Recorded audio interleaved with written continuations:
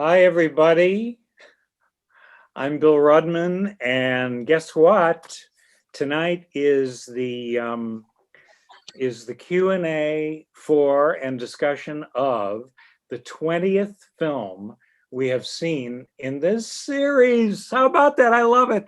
And many of those films have been pretty unusual or nearly forgotten, like the January film, which was On a Clear Day, or how about the Gershwin's Damsel in Distress? That's as obscure as you can get. But The Music Man has always been a blockbuster, whether on stage or screen.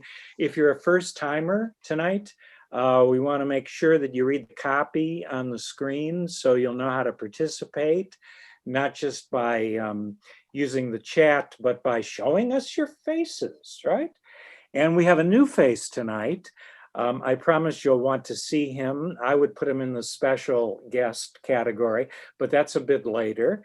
And tonight we also welcome to Let's Go to the Movies, TMTP's new managing director, Tracy Dreyer. All of that and more. But right now, let's welcome my co-host, who is, of course, Bob Knoll. Thank you, Bill. Glad to be back for another month. Yeah. Yeah. And what do you think about this, Bob? 20th film in the series. It just happened like it just happened yesterday. Yeah, it's really that simple. Yeah. So this is one of the better Bob? I'm sorry. I'm asking you a key question here. Yes. You know what? What, Bill? Either you're closing your eyes to a situation you do not wish to acknowledge, or you're not aware of the caliber of disaster indicated by the presence of a pool table in your community. Well, you got trouble, my friends. Right here, I say trouble right here in River City. Why, sure, I'm a billiard player. Certainly mighty proud to say, mighty proud to say it. I consider that the hours I spend with a cue in my hand are golden. That's all I will subject you to. But I wanted to do it for a reason. And Bob, I want you to respond to this as well. I sort of discovered The Music Man when the film came out, which was in 1962. And I bought the LP and just played it till it was raw. And I memorized the treble routine and all the other stuff that Meredith Willson wrote in this sort of rhythmic speech thing that he did. And it was so much fun. But here's the kicker for me. The reason I memorized it, or here's what I did after I memorized it. I had a paper route in Willoughby, Ohio. And I would do the paper route on Johnny Cake Ridge Road. And as I would go up the street and down the street with these papers, putting them in doors, I would do these routines from memory. And I can't imagine what my customers thought of me. They must have thought I was nuts. But anyway, I discovered it in 1962. You found it earlier than I did, for sure, right? Right, because my parents had the album and my uncle had the album also. So I knew the music pretty well by the time. And then at the Old Lake Theater in Euclid, Ohio, in a wide screen, I saw finally when the movie, the first week it opened. And it was quite exciting, really beautiful Technicolor. And it captured a city that was Mason City, Iowa, which is where I actually visited many years ago.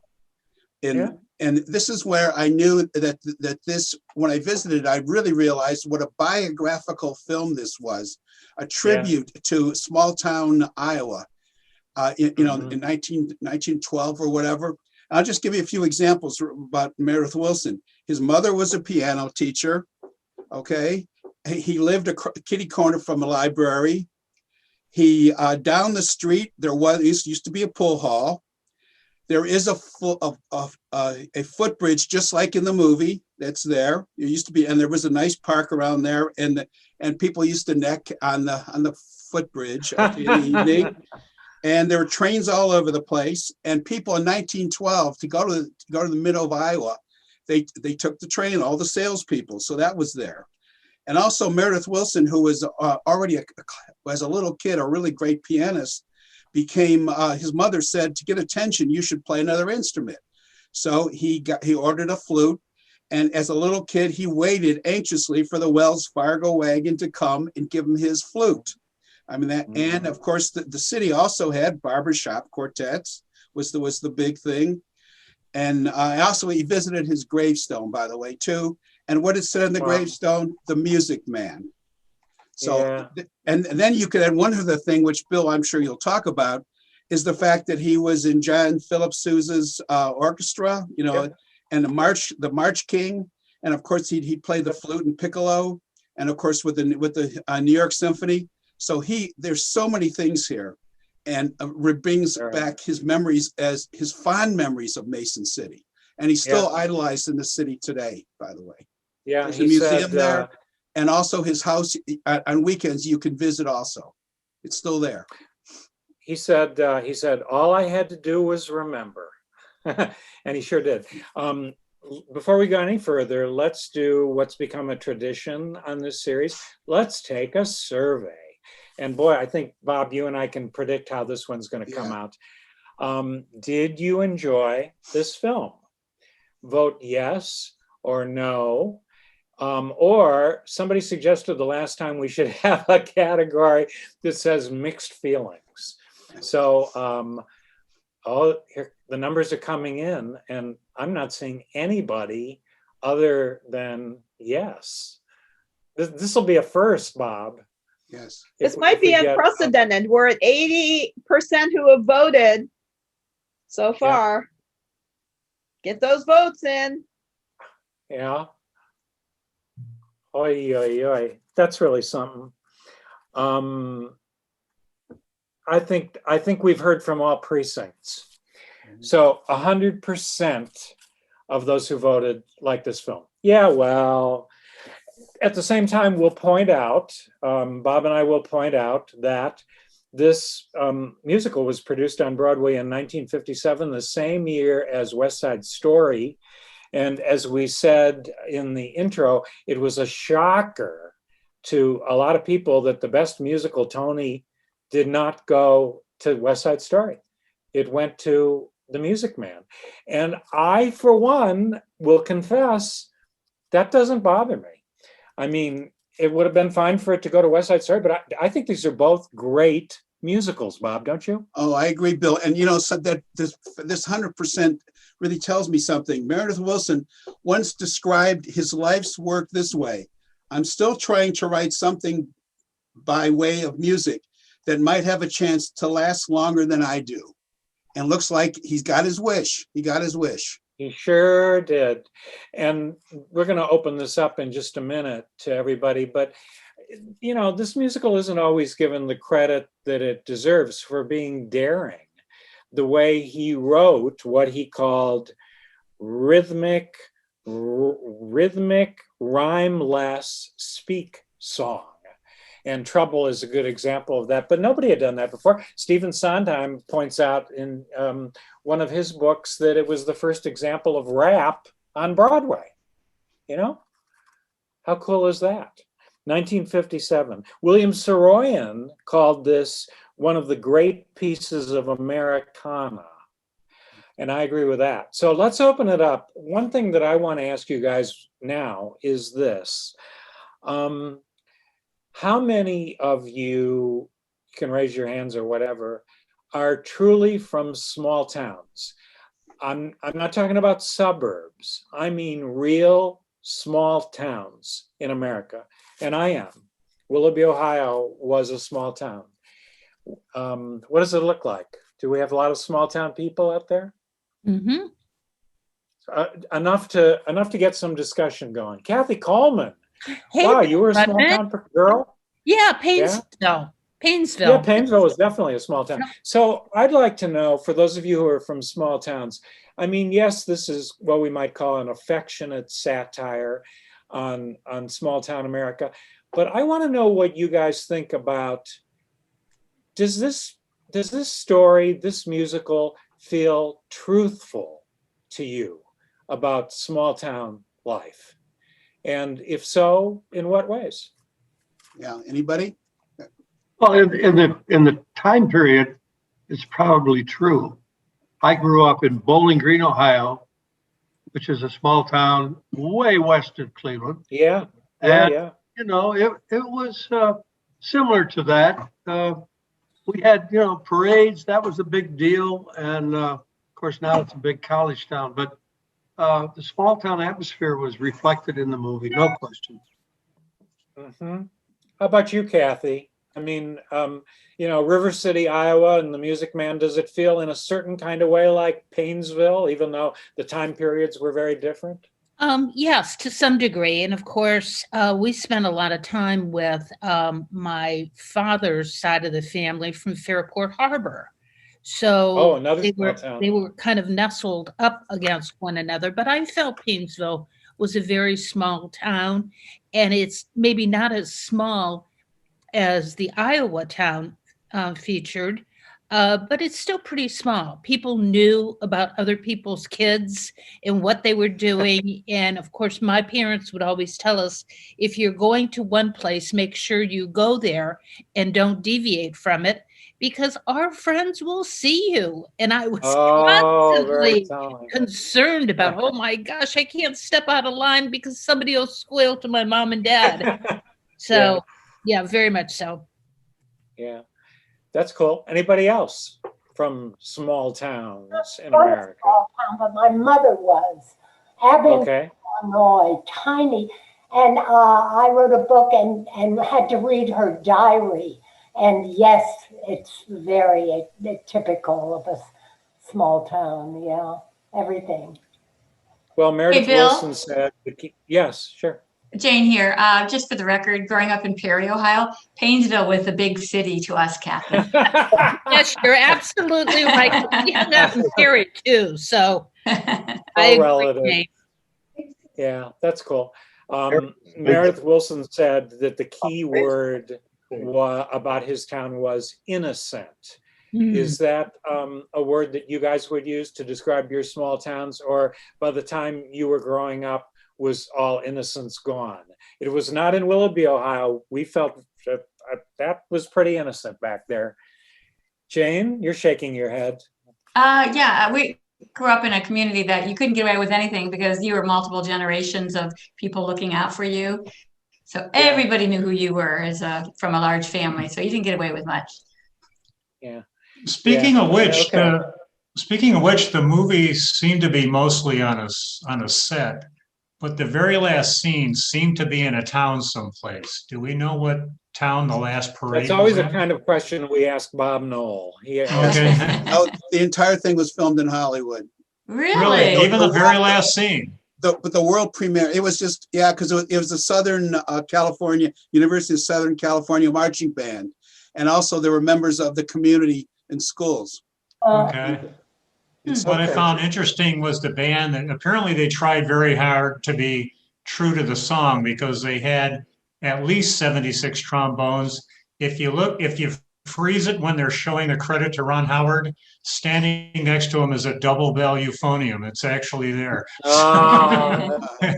Yeah. But David, let's get this straight. In 1962, it was Ronnie Howard.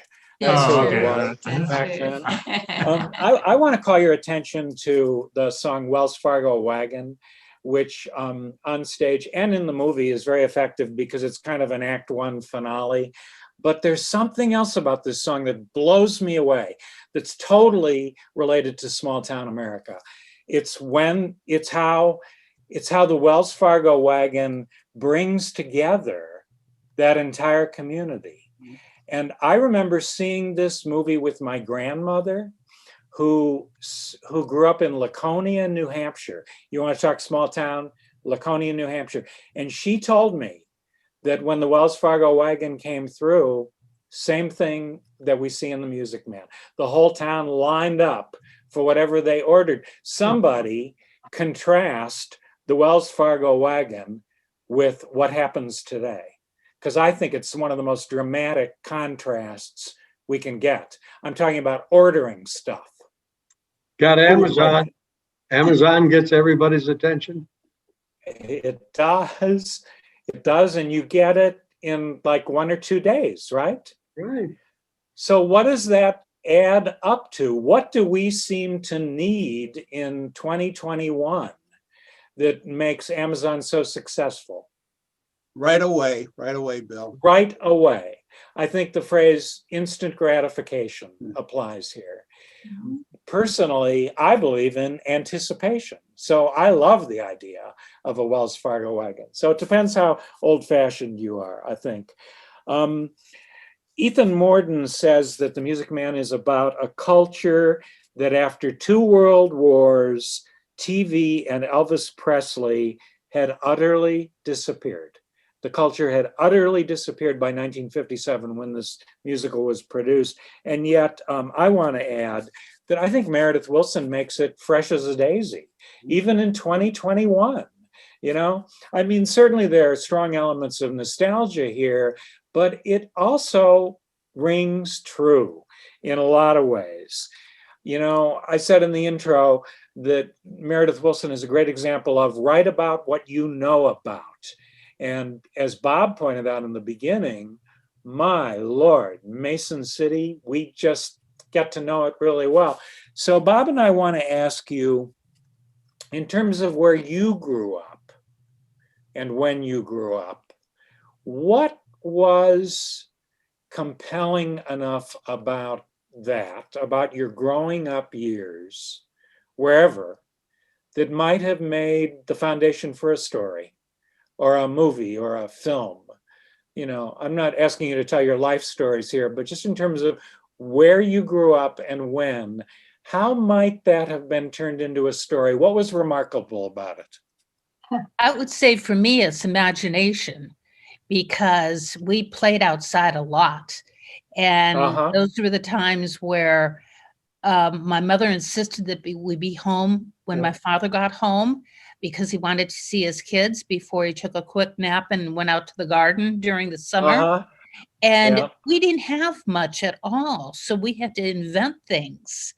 And, you know, we made our own cities and had what little cars we had, or doll houses. Or my friend Sandy's father was in the overhead door business. So he would save all of the cardboard and we'd make spooky houses and mazes and one thing and another. But we always had to be home before dark. So for me, it was imagination. That's a great theme.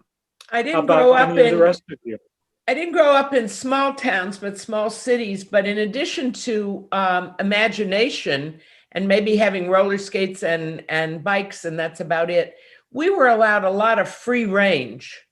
And like you said, be home when either at 5 for dinner or when the streetlights come on, depending on what time of year it was. But the ability to free range was certainly part of that.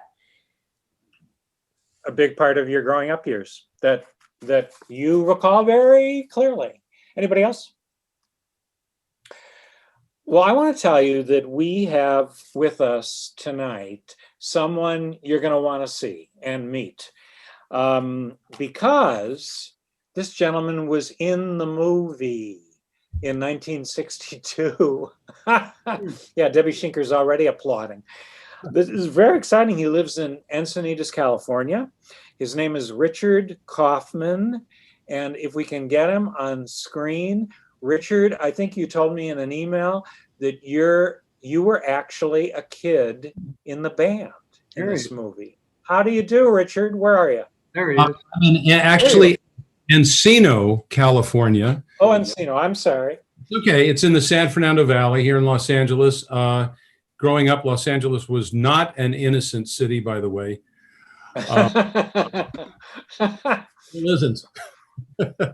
But yeah, I was 14. First of all, I want to thank my friend Brian Shire, who's been watching you all for a long time, to let me know about this, because I didn't know about this, and I'm absolutely that this is happening, and this is going to be the first of many times that I'll be enjoying this. But so thanks to Brian, who's watching. Yeah, I was 14 years old. I was in junior high school, and I loved musicals, and I'd been listening to musicals. I started playing violin when I was 7, and my parents would play music from musicals.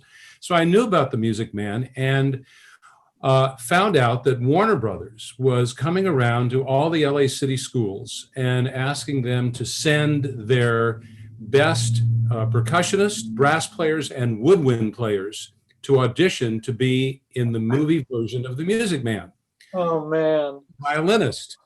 And so I went to Mr. Umber at Emerson Junior High School and I said, I really want to be in the movie. I need to learn to play a brass instrument by Saturday when the audition is.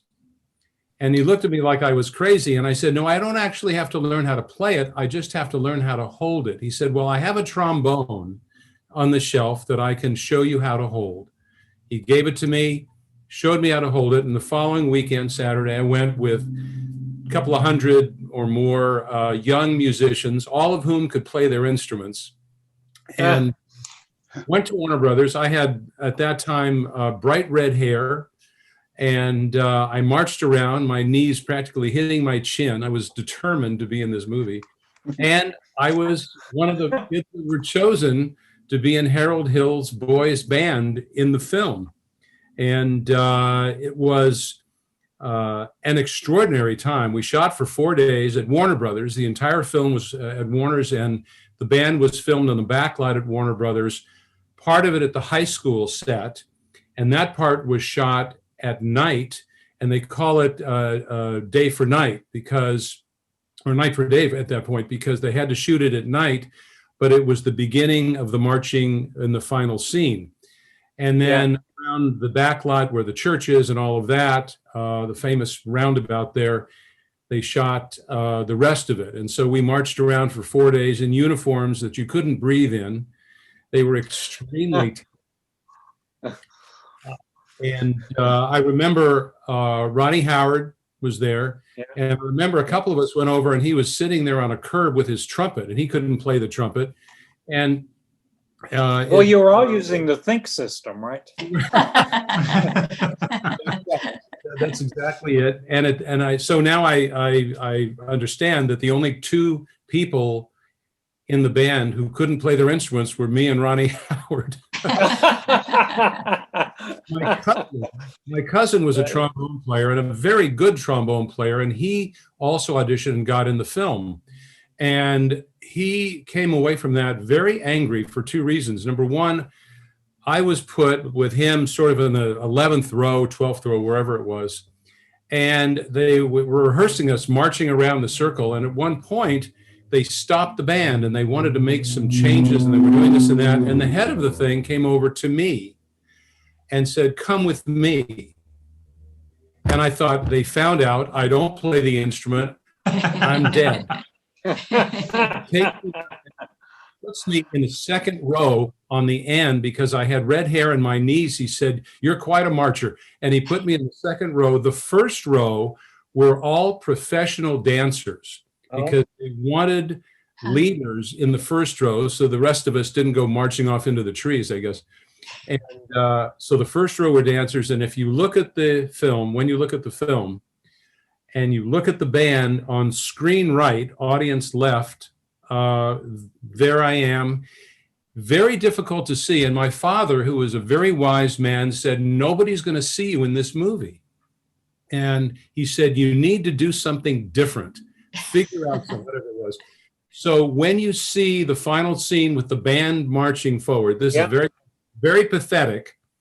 The band is coming towards you and the boom starts to go up. The camera goes up and Robert Preston's in front. And if you look and you look at the screen right, the second row, this band member, his head starts to go like this. Oh, and that's you. Yeah, it's one of the least proud moments of my life.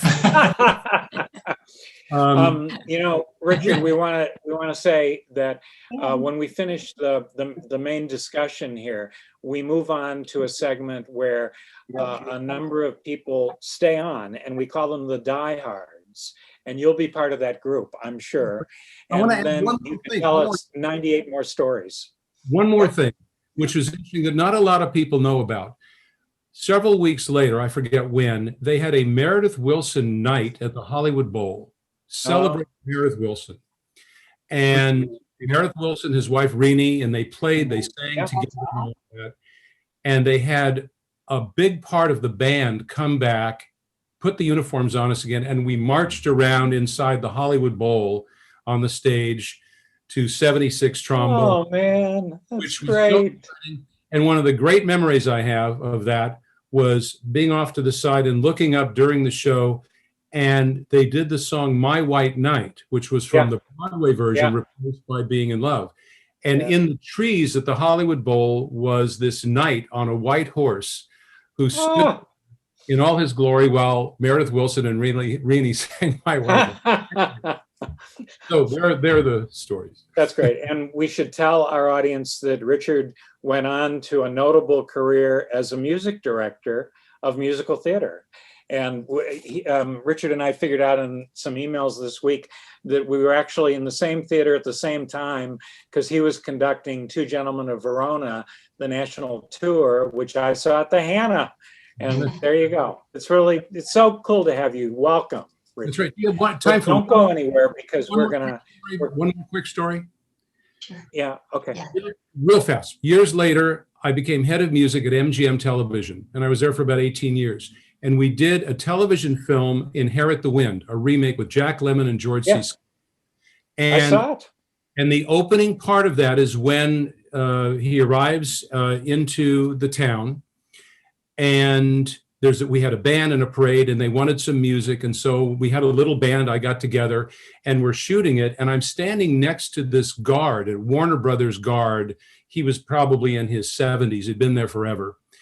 And we're standing there. He looked at me. He said, "See that band?" I said, "Yes." He said, "I was here when there was a bigger band. It was in the movies, and they right from the street." And I looked up at him and said, I remember that band. Anyway, enough about Excellent. Okay, but anyway, don't go anywhere, because I'm sure you have 98 more stories to tell, and the diehards will want to hear them. So a couple more things. I mean, Bob and I could talk forever about this movie, because it's really a great movie.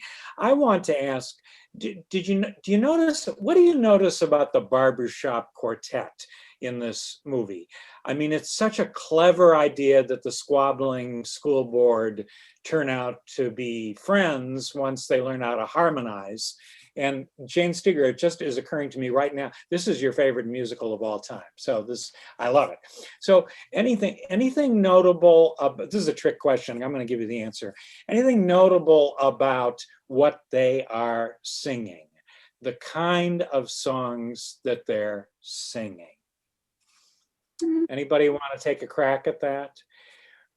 Okay, well then Richard and I will tell you that what they're doing, and this is such an imaginative thing about Meredith Willson, he wrote what are called pastiches. And a pastiche is an imitation of a kind of song. So all of what the Barbershop Quartet sings, they seem like these are songs written in 1912, and he wrote them in 1957. And if you really take a look at these songs, I don't want to get too academic here, but each of these songs actually relates to the story that's being told. For example, Sincere has the line, "Your apprehensions confuse me, dear, puzzle and mystify." That's sort of the inner life of Harold Hill in this musical. Or Lida Rose. If Harold Hill could, it's too early in the movie, but if he could, he would sing this. He would sing, "So here's my love song, not fancy or fine. It's just a little too early." But these pastiche songs directly relate to the storytelling.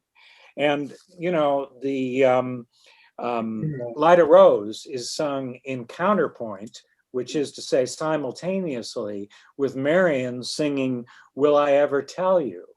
And "Will I Ever Tell You" is sort of her inner life, even though it sounds like it's a real old song. The last line of it, as Jane Steger would tell you, is "Will I ever tell you? Ah, no." Because at that point, she can't, but we know how the movie ends. And later on, she can. And Shapoopy, everybody says, Shapoopy, what does that have to do with anything? But it does. It relates in its own silly way. shapoopy, shapoopy, shapoopy, the girl that's hard to get, shapoopy, shapoopy, shapoopy, but you can win her yet. I mean, that's going to be about Harold Hill, right? So the songwriting is very, very ingenious. And every piece in this score relates somehow to these characters or to what the story is. Meredith Willson is unique. I want to know what you guys, Bob and I both want to know what you guys thought of that amazing clip that I included from I've Got a Secret. What can you tell about Meredith Willson just by seeing him in that clip? Yes. So I couldn't hear that. Who's on? Have you got your audio on? Whoever was just speaking. Hello?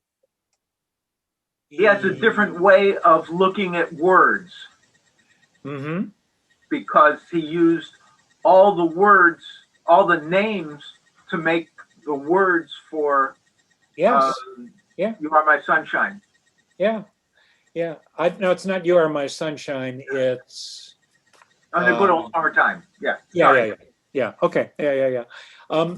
That's right. But also, what do you notice about him about his persona, about sort of who Meredith Willson was as a guy?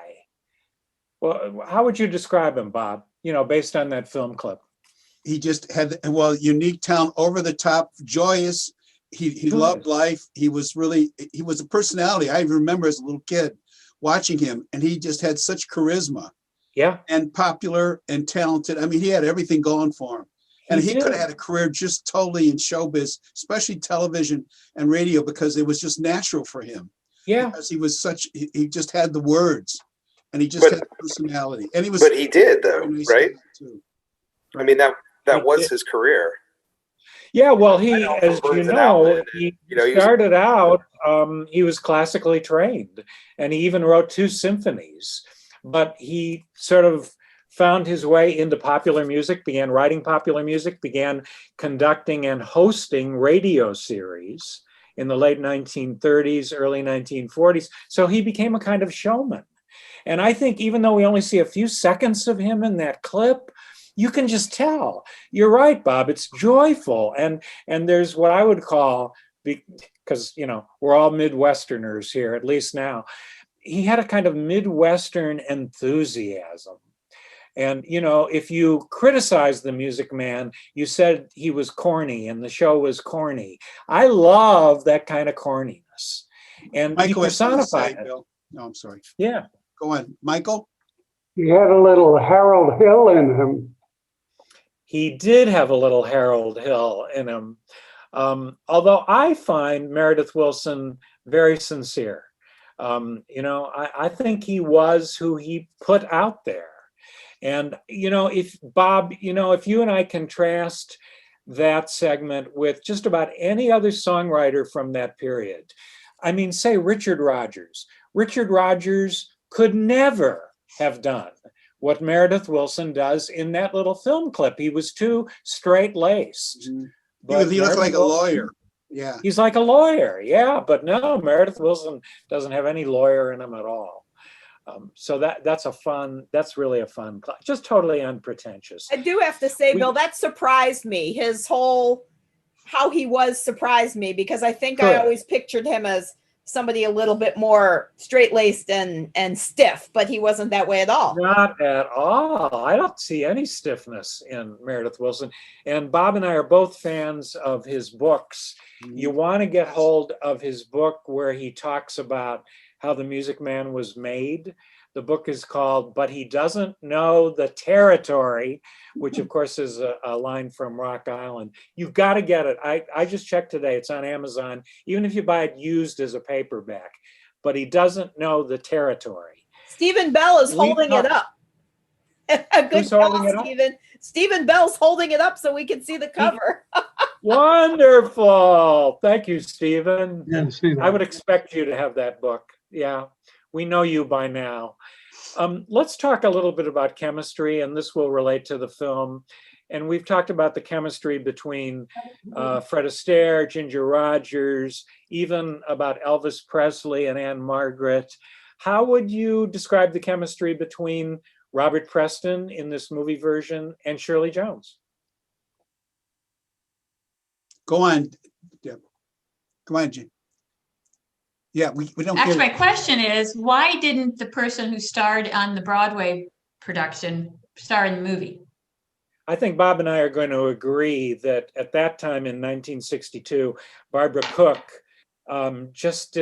she wasn't a big enough star. She was really only known on Broadway. By the time you got to the film version of The Music Man, Shirley Jones had been in what, Bob? Yeah, both with Carousel and Oklahoma. And Oklahoma, both, right? And I think another And Robert film. So she was a Preston. legitimate movie star, Robert Preston. And Robert Preston was a big enough star before Music Man? Robert Preston, I'm sure, got the movie role because he was such a big hit on Broadway. But Robert Preston, when he took on the Broadway role, he had done a lot of sort of grade B movies, and he had done a lot of stage work as well. But he was not a major star, Bob, right? No, not. Matter of fact, here again with the stars, Warner Brothers wanted Frank Sinatra to play this part. And it was Meredith Willson who said, no way, it's Robert Preston or nobody. So that's why Robert Preston got also a famous story that Jack Warner went to Cary Grant and asked him if he would play the role. And Cary Grant said, not only will I not play Harold Hill, but if you don't have Robert Preston play Harold Hill, I won't even go see the movie.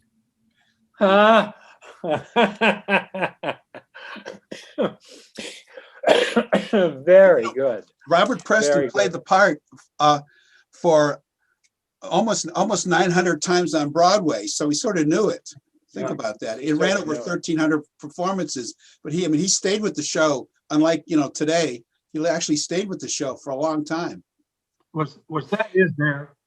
I'm sorry. Was that his hair? Was that his hair? Yeah. Bob, you tell us. I don't know. He used to do a lot of cowboy roles. We never used to see his hair. So yeah. Probably. Well, I want to go back to Bill's question about chemistry. I had to suspend my disbelief to see chemistry. I did not see chemistry on the screen between them. I just said, okay, there are these two characters. I love Barbara Cook. I actually didn't feel their chemistry until the very end. That's just me. That's kind of, well, she was cold. She was a cold librarian. And, she was a cold librarian. That's true. Yeah. Not till the end does she warm up, really. Right. But if you guys don't have the original Broadway cast album, you have to get it. You have to hear Barbara Cook play this role. And Richard Kaufman is nodding affirmatively, because what you hear, even on the recording, is you hear the hurt and the pain that Marion is carrying with her in life. And that's why Barbara Cook was so extraordinary, because she was such a great actor, in addition to being a great singer. Bob, you're going to say something, I know. No, I was just going to say, yeah, but I thought they both had the voices for it, though. Yeah. Oh, yeah. Yeah. And, we should point out that in the 1950s, when the Broadway show opened, this was a period in which I think really for the first time, sort of non-singing male leading men came to the fore. I think of Yul Brynner in 1951 in King and I think of Rex in My Fair Lady. And, those are immortal performances, but of all of those sort of quote unquote non-singers, Preston is the only one who made then a career out of musical theater. He did a bunch of musicals. And if you listen to all the albums, you find that as he went on, he became a better and better singer, he was really something else. So thanks for those comments. Anyone else in that role but him. Well, let's talk about Hugh Jackman, who's going to be playing it next season on Broadway. Are we giving him advance 2 thumbs up or not? Is Hugh Jackman ready for this role? We don't know. Yeah, Well, I what do think you that's the predict? greatest show. Sure. I Jane think he doesn't could care if go. he's ready for it or not. You know, what I I like think is what Shirley Jones made a comment about. It's one thing to do it on Broadway, to perform on Broadway, because if you don't get it quite right, you correct it for the next day. But she said this show had to be perfect. This film had to be perfect. yeah, And yeah. I just thought it was wonderful. Yeah, so do we all. So do 100% of the people who voted think it was Absolutely. wonderful. Let's just talk for a moment about, I think, what I called in the intro, the shadows that we find in sunny River City. You know, the fact that Winthrop is clearly in pain. And I'm sure Richard knows this, and Bob Knoll as well, that originally Winthrop was going to be the character was spending his life in a wheelchair. And it was just too strong stuff. And no producer would touch the show until it was sort of pulled back and the disability turned out to be a lisp rather than such a strong physical disability. So you have Winthrop, you have Marion, who is bearing her own kind of pain because the town gives her such a hard time and shuns her. And then I think this Tommy Gillis thing is fascinating, you know, because the mayor calls him, "You wild kid, ya." And I think it's a great example of prejudice against immigrants. You know, and I think if you even peel back another layer on this, there are clearly Irish people in the Music Man, the Peru family, for example, but that's Western Europe.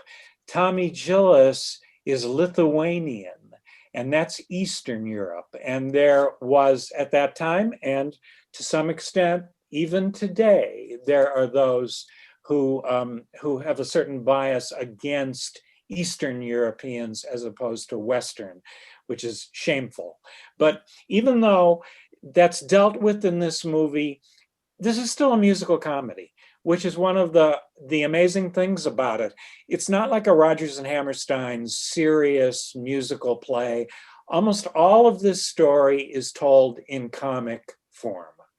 And isn't that something? You want to respond to that? I don't want to just keep talking, talking too much. I mean, I'd like to talk about the ladies, the gossipy, nitpicky ladies. Yeah, the gossipy ladies. They Yes. just thought they were the best things since sliced bread, and they knew everything about Marion. And she saw this gentleman and that gentleman, and why would this man who contributed so much to the community and to the city leave her all these books, and how dare she show our children things that might be risque when they weren't risque. They were just some works of arts that the kids needed to ferret out at a certain age. Yeah. It's not like she's pushing it to 6th and 7th graders. These are classics. That was also why the Valentine Meredith Willson was coming up with. He gave you some realities too.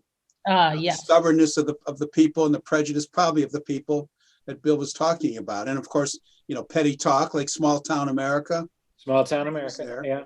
It's the other side of the coin, isn't it? Talk about the prejudice. I don't think that they can realize how they could ruin a young woman's reputation. Yes. Who really had there was no basis for them to ruin her reputation. Right. Right. Absolutely. Well put. Well put. Richard was going to say something. Richard, were you to say something? I'm just going to say that I'm not sure any of the citizenry of River City, Iowa, even knew anything about Eastern Europe, that maybe it was even there. They were so amazed that they were getting raisins from Fresno. Fresno seemed like this town. So I think for the mayor, I don't think it ever crossed his mind about Lithuania. I think it just crossed his mind that Tommy Gillis was a bad boy, and he was, he needed to be dealt with. Well, you sort of get the impression, though, that he's from the other side of the tracks, whatever that meant. And the mayor can't even pronounce Lithuanian, which I think is a total hoot A total hoot. You know, this is at the point in the discussion when we sort of ask ourselves, what do you think this musical is really about? I mean, the storytelling is very clear, but thematically, what do we think this story is about? Daniel Hahn is with us tonight, and he usually takes the lead in thematic analysis. Dan Hahn, where are you? Oh You got my to tell us. What you think goodness, this I've movie. got my pick a little ladies here behind. Oh, very nice, very nice. And Daniel, that's a good slide to show, to sort of ask the question, was that Robert Preston's real hair? Look at. Oh, I don't even. Is this my real hair? What are we talking with the hair? No, that hair. Anyway, Daniel, what do you think this? This oh gosh, you know, for me, I think it's about the power of transformation. Me too. And then it's really never too late for somebody at any moment in their life to really completely and totally transform. We see in the beginning that brilliant opening scene that you spoke so beautifully, Bill, in your introduction, with Harold Hill with his back to the camera and everyone sounding like they're on the train. And he goes from this guy, and then you've got Charlie Cowell, the anvil salesman, you know, ready to just have him run out of town on a rail. And he comes back, he transforms. And for him, it's the power of, you know, love, really, that does it, I think. So for me, that's if there's a theme that hits home with me. So let's relate that to Harold and Marion. How does Harold transform Marion, and how does Marion transform Harold? In what ways? Well, I would just add that I think that, you know, it's probably clear that he helps her open up and not be afraid to love, yes, which she has seemed to have been afraid. Yes. Afraid of what could happen if she is vulnerable and honest with her feelings. And she helps him, I think, realize what's truly important in life. You know, and it's love and it's family. Even with, and I just have to say one last thing. This isn't thematic, but I just love Widow Peru. Can I just say, I just love that actress. I can't recall her name. My gosh, what a brilliant performance. Well, I also, with respect to the relationship between Marion and Robert Preston, is the fact that Marion had her mother in Harold's corner, and she saw the good in him. And then one of the transforming moments, in my opinion, is when her little brother started speaking, and he was so excited, and he hadn't learned to play the trumpet, but it's just that they saw that Harold took time with him. He taught him how to dance. He taught him how to sing a song that didn't have S's. And I think that warmed their hearts too. So he had not only mesmerized people, but he brought them over to his side in very unique ways. It's a movie of, I also think that inclusion. What? Sorry? It's a movie of inclusion. It is a movie of inclusion. Everybody. And I think that Marion gives Harold, shows him, helps him find his own self-esteem in this story. For me, that's one of the ways that she transforms him, because underneath all of that bravado of the con man, there's a guy, I think, who clearly had low self-esteem and could only find it through love, I believe. I just want to say, here's a trivia question, and Bruce Amsel, I bet you know the answer to this. This is exactly the kind of thing you know. What can you tell us about 76 trombones / Good Night, My Someone? Trivia, Bruce, I'm putting you on the spot. David knows the answer. Well, let's see if Bruce knows this or not. Herb knows the answer. Well, rather than me taking up all the time, let David answer. Well, okay, but actually, David is a musician, so he's not allowed. Herbert's. I want to hear from Fine, Thanks a lot, fine. brother. I thought this was about inclusion. Yeah. Inclusion. Only Thanks. the music Thanks. man. Okay. Okay. But Herb And I'm not Drower's from here. Lithuania either. Yeah. Herb Drower's here tonight. He lives in Boston. He comes almost every time. Herb, tell us about 76 trombones. Can you hear me? Yes. Okay. I think it's the same song. One is done at a faster pace than the other. Other than that, it's the same music.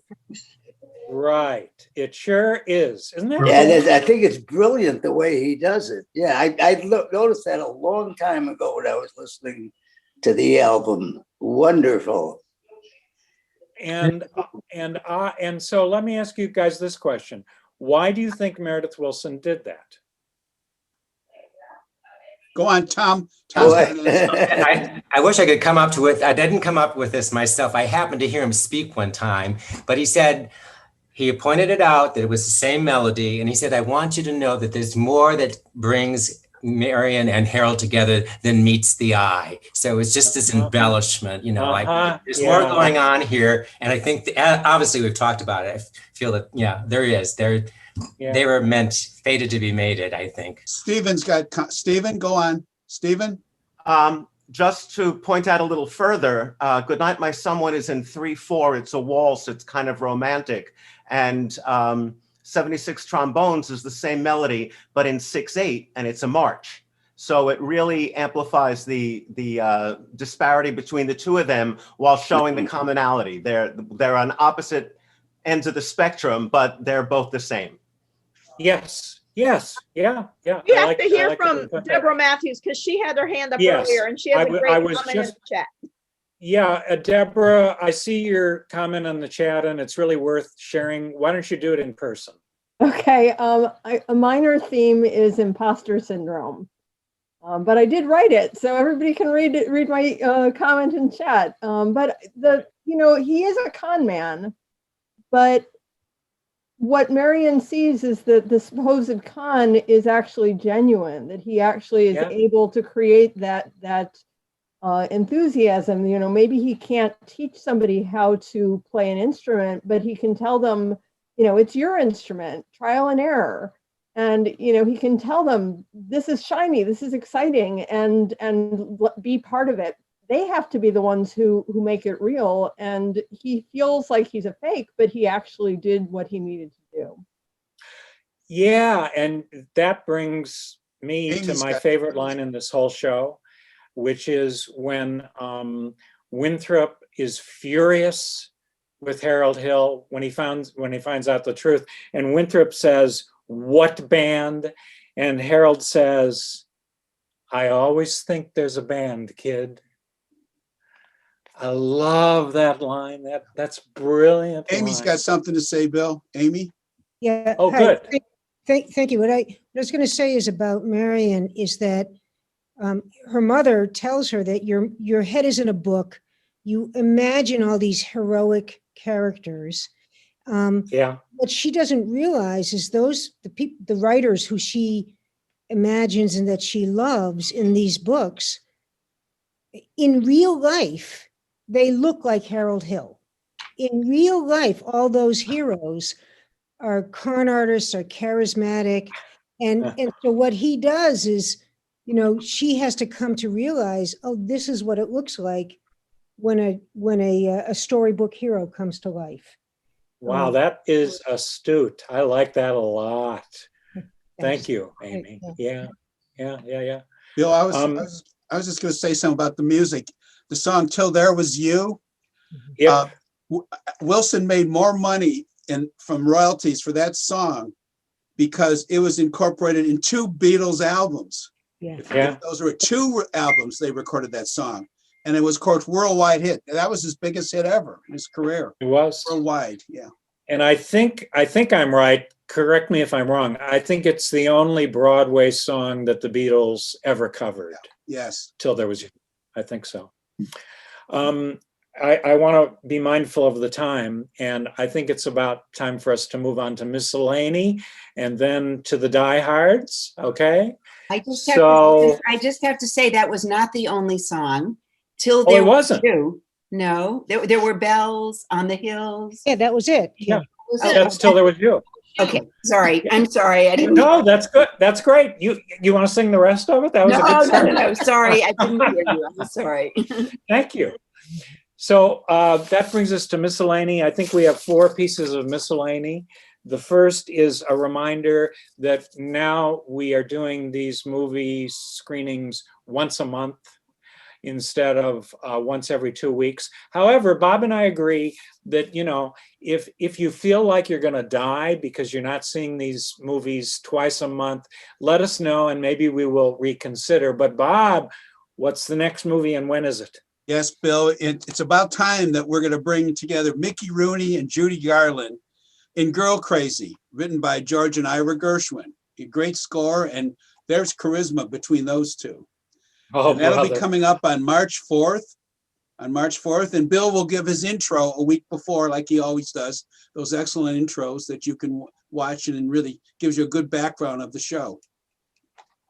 Right, and Debbie was reminding me to remind you that when you miss one of these, you can find all of this stuff on our website, which is musicaltheaterproject.org. The intro and the Q&A and the link to the film. So we prefer having you with us, but if you can't be, by all means, go to the website. Number 2 piece of miscellany, going to bring up my favorite slide because it's inspired many of you to be so generous over the course of these 20 movie musicals. That's very gratifying to all of us at the Musical Theater Project. So if you enjoyed this session, if you enjoyed the intro for it that we produced, please consider making a donation at any amount that is meaningful to you. And P.S., if you're new to the series and you're not receiving this, our emails, and we have our gentleman from California who just has discovered us, please send Tracy a private message right now. Tracy, a private message in the chat so that you can get on our email blast list and find out more. Miscellany number 3. For example, in terms of other stuff that we do and are doing, a reminder that you have until the end of the month, which is Black History Month, as you know, to see our 2019 co-production with Karamu House. It is a concert called The Impact of Shuffle Along. Shuffle Along being the historic African-American musical that is celebrating its 100th birthday this year. We did this show 2 years ago with Karamu. We had it taped with 3 cameras, and we think it's pretty darn good. So we want you to go to the website and see for yourselves through the end of the month, just to go to karamuhouse.org. It's time to share a lyric with you now. That's miscellany number 4. And it's Meredith Willson's interlude that is in the middle of the song My White Knight, if you know the Broadway version, or Being in Love, if you know the film version, depending on which you know. Marion sings this, and I think that this is just extraordinary. She sings, all I want is a plain man. All I want is a modest man, a quiet man, a gentle man, a straightforward and honest man who will live with me in a cottage somewhere in the state of Iowa. And I would like him to be more interested in me than he is in himself, and more interested in us than in me. And if occasionally he'd ponder what makes Shakespeare and Beethoven great, him I could love till I die. Him I could love till I die. That's heart-piercing, and maybe the most gorgeous moment in the score, at least for me. And there are only two rhymes in the whole song. He rhymes be with me, and he has what we would call a half rhyme or a slant rhyme in modest and honest. And none of the rest of it is rhymed in that interlude. He was a genius, that Meredith Willson. Even though he had only one smash hit, it was a doozy. And on that note, Bob and I will say good night to anybody who's not a diehard. Glad to have you with us, right, Bob? Yes. Good night. Thank you very much. Well, before we leave, can I just say thank you to Richard Kaufman for participating, because it was really important. Oh, you mean? And he's not going anywhere. So anybody who can stay, he'll tell more stories. It's my pleasure. Thank you so much for allowing me to speak. Oh, our privilege to have you, Richard. Stay right there.